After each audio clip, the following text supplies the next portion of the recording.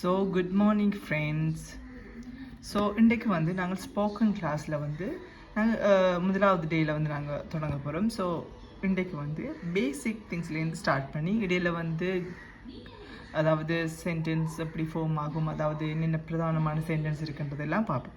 So இன்றைக்கு நாங்கள் பார்க்க போகிறது வந்து பேசிக்லேருந்து ஸ்டார்ட் பண்ண போகிறோம், அதாவது க்ரீட்டிங்ஸ்லேருந்து ஸ்டார்ட் பண்ண போகிறோம். ஓகே, ஸோ முதலாவது நீங்கள் ஒரு பர்சனை முதலாவது சந்திக்க வந்து நீங்கள் விழிக்கு திருக்கிறதுக்காக சொல்கிறது ஹலோ என்ன மீனிங்கண்டா வணக்கம் தமிழில்.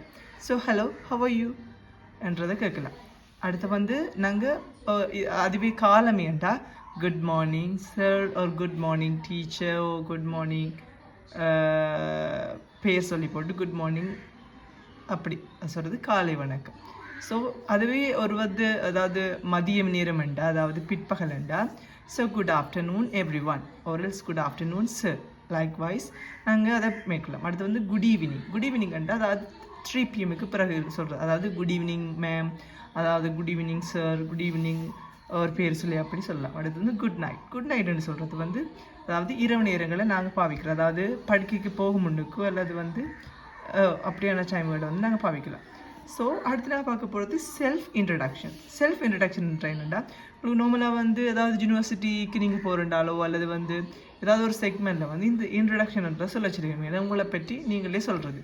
ஸோ அப்போக்கு நீங்கள் என்ன ஸ்டார்ட் பண்ணணும்னா, நான் எனது பேர்லேருந்து ஸ்டார்ட் பண்ணி நான் எங்கே இருக்கிறேன், ஸோ என்னுடைய டீட்டெயில்ஸ் சொல்கிறேன். Self introductions. ஐ ஆம் டால்சன். நார்மலாக வந்து இப்போ நாங்கள் வந்து மை நேம் இஸ் டால்சனோ என்னது வேர் Dalson, so my name is டால்சன்ன்றதை யூஸ் பண்ணுறது சரியான குறைவு. ஸோ ஷார்ட் அண்ட் ஸ்வீட்டாக ஐ ஆம் Tolson, I am from Sri Lanka, so I am doing this department or this degree or something like wise அப்படி நாங்கள் உங்களுடைய இதை எழுத்துக்கொண்டு எக்ஸ்பிளைன் பண்ணிக்கொண்டே போகலாம். ஸோ அது வந்து self introduction. So what is your name, உங்களுடைய பேர் என்ன, where are you from, so நீங்கள் எங்கேருந்து வந்தீர்கள், ஹவ் ஆர் யூ, ஸோ நீங்கள் எப்படி இருக்கிறீர்கள்.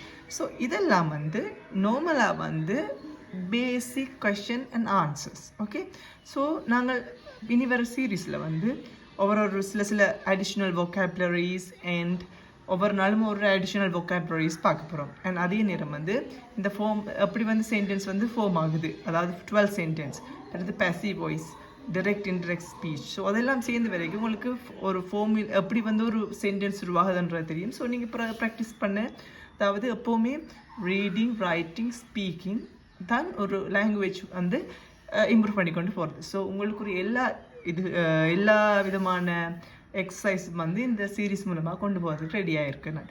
ஸோ என்னுடைய சேனலை வந்து நீங்கள் யூடியூப்பில் வந்து சப்ஸ்கிரைப் பண்ணுவதன் மூலமாகவும் லைக் பண்ணுவதன் மூலமாகவும் வந்து உங்களுக்கு தேவையான அனைத்து தகவல்களையும் பெற்றுக்கொள்ள முடியும்.